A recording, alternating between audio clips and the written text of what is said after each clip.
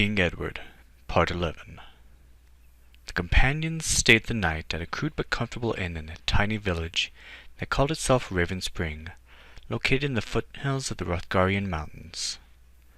The next morning they resumed their journey eastward, moving through rolling hills towards the Skyrim and Hammerfell borders, and camping the next 2 nights under clear, early summer skies. When they resumed traveling the third morning, Morland told everyone to watch the slopes north of the road for a notch opening to a high meadow that faced to the southwest. Shortly afterward, everyone spotted it almost simultaneously when the group completed a bend around the rocky outcrop. Silken Beach went ahead to scout a good route and look for a campsite for the evening ahead. By dusk they had covered most of the distance to the meadow, but still faced some stiff climbing the next morning. They agreed that it was time to camp once again, but happily a lunchtime picnic seemed very likely the next day. By midday the next year, which was Lordas the 5th of mid-year, the companions were sprawled across a grassy slope within the dragon village, having been joined by Akatosh and one other dragon. This second dragon was smaller than Akatosh and seemed to be a female, although characteristically Akatosh had just introduced the dragon as Debujin. With no further explanations being forthcoming, the 2 dragons politely chatted with the humanoids as they enjoyed their repast, though Debujin flew off afterwards to arc gracefully above and then swoop down upon a steer in a grassy field some distance away. Akatosh had been watching Edward's reaction to this and asked, "Why did you flinch, Edward? Debujin had not eaten recently and really behaved no differently than you just have." Edward replied with a small smile, "I don't think that our meal was quite that violent in nature." Akatosh returned the smile, but then responded, "A good reminder, then, that we are only similar rather than the same." Edward paused, squinting into the mid-afternoon sun, and then turned to the golden dragon. "Akatosh, why did you choose this spot for your village?" "Well, it was high enough up into the mountains to suit us, but flat enough for raising the cattle, with trees for the deer, and it is very defensible for all of us. There is plenty of room for the humans to build their ranches and farms, and the elves are quite comfortable in the dense trees along the cliff edges. The adits and the surrounding cliff faces provide us the access to our lairs, which we have located within the mining tunnel system. All in all, an ideal site for such an experiment involving this many races of beings. It even opens to the southwest, providing reasonable warmth for the smaller beings, with some protection from the elements during the colder months." Edward responded, "It is difficult for me to get used to the notion of a village without some central concentration of buildings, but perhaps these will be developed in the future, at least a few buildings for meetings and socializing, and I suppose there are also some beautiful sunsets to be seen."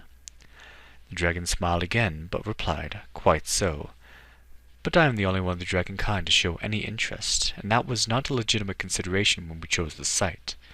Then wistfully, "I wish that I could assemble the words to describe some of them.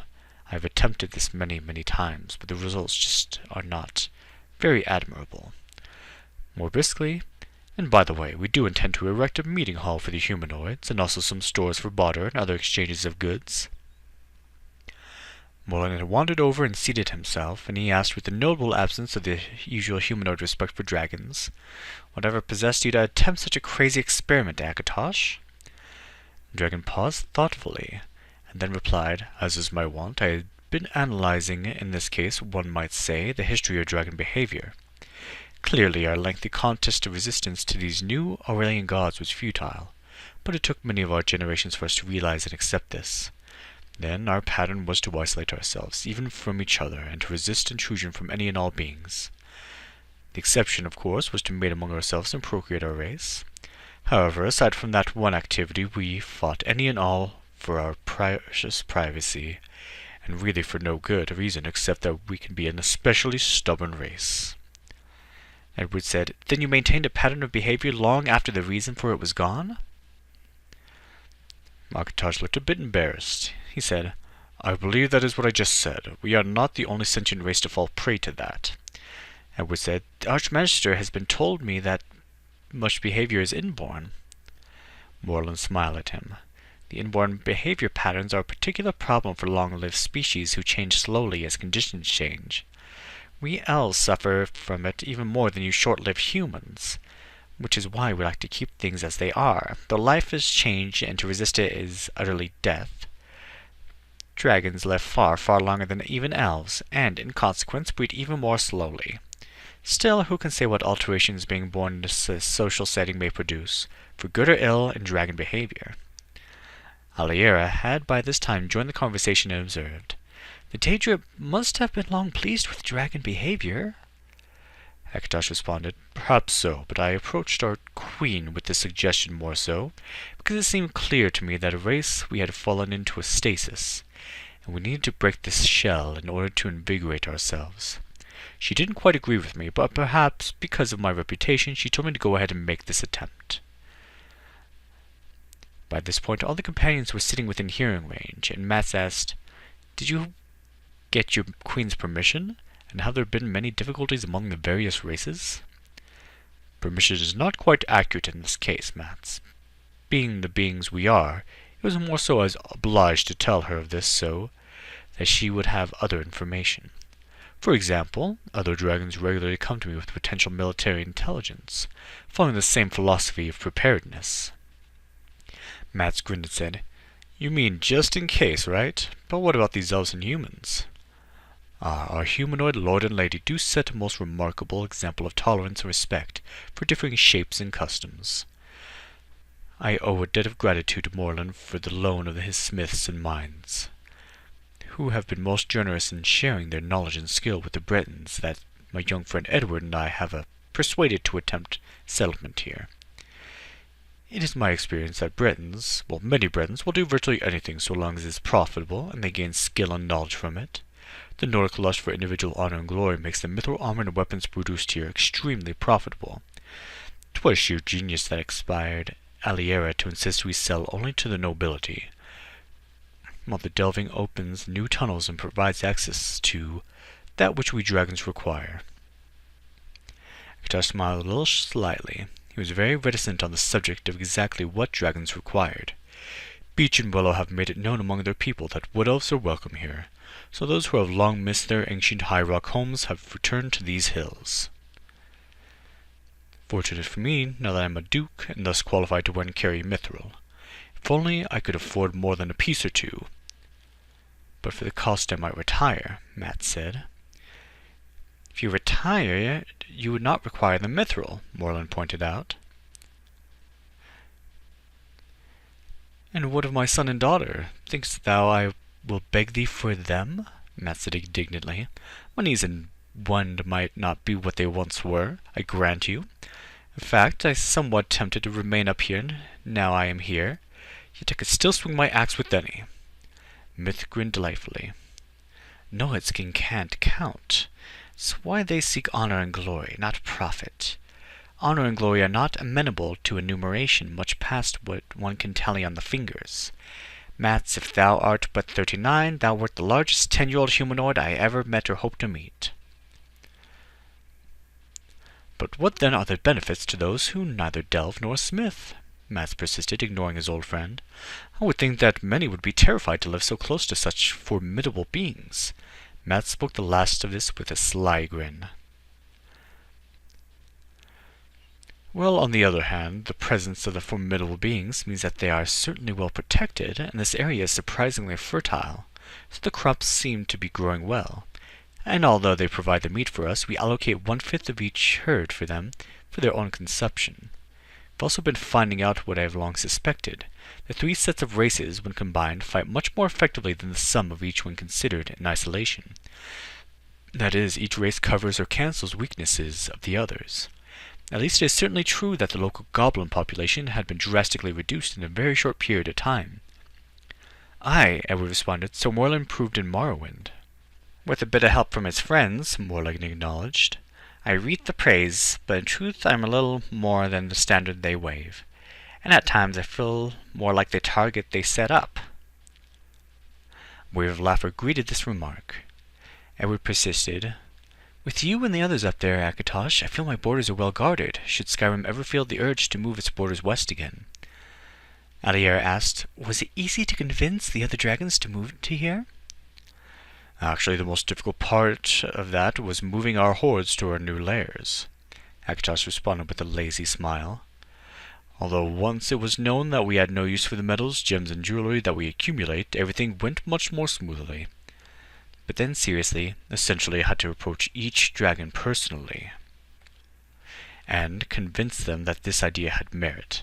Again, once I had persuaded a couple of our especially independent specimens, things went much more smoothly. However, there are only 9 of us living in this area, and there is really only room for 2 or 3 more of us. We shall have to see what develops hereafter. Aliera now observed, I think that now the gods and goddesses might look very favorably indeed on dragon behavior. That may be so, Aliera, but again, that was not really why this was done. Besides, they still may remember and resent our long opposition to them. Beach asked deferentially, But what is the name of the village? Akatar sighed and then responded, I fear that we shall never reach a decision, since each race has decided opinions in that regard. Perhaps once the initial building phase is completed, we will be able to be more contemplative about such matters. Beach replied, That just doesn't seem right. Everywhere should have a name, shouldn't it? Willow chuckled and then said, Perhaps to us this is so, but who knows how dragons think? And I'm sure that the humans and elves will squabble over the style of the name, besides the specifics of it. Morlun interrupted with great drama. Surely you don't mean to imply that an elf can be overly stubborn? The discussion dissolved into a period of laughing and teasing amongst the group. Presently, Akatar said, I favor the name Section 22. Beach stared at him.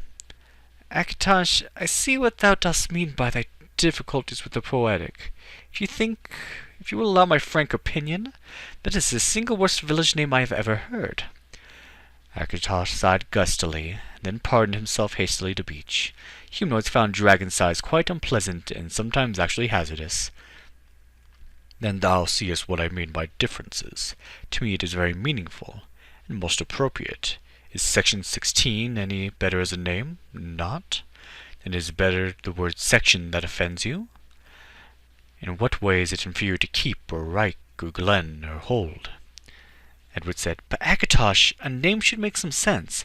At least humans think so. You should have 21 other sections first if you're going to name this place 22.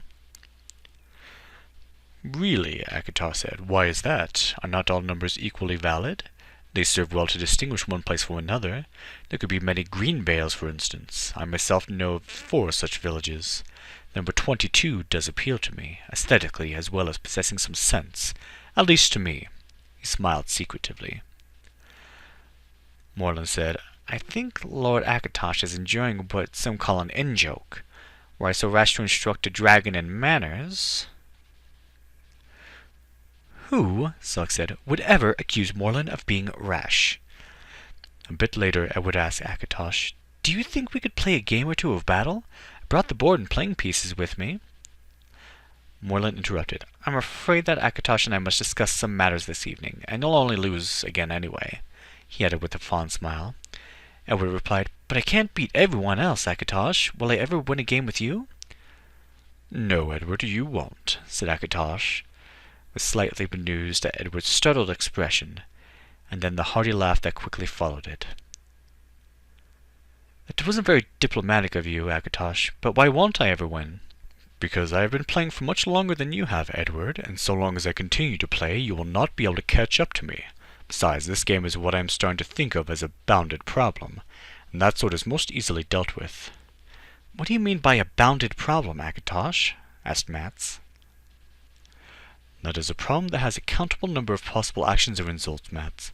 There are only 81 squares on the board, and each side has exactly 27 playing pieces. Each piece moves in a specific way, and so on. But the game is like a real battle, isn't it? Asked Saas. No, it is very good practice for learning, and for thinking about how to execute a battle, but my elven archers never become tired or demoralized. My master mage always does what I want. Such things seldom happen in a real battle. Morlun nodded in agreement and asked with mock slyness, Then what is an example of an unbounded problem? Certainly a real battle, but also to me a poem is an unbounded problem. But any poem can be analyzed, Akatosh, Aliera said chidingly. Of course, but only after it is written. I am unable to find or bound the act of writing it, though that is the act of creating it. If I start to write a poem, there are so many possibilities. And then Riley, I never get beyond the first line because I start imagining all the things that I could put in the beginning and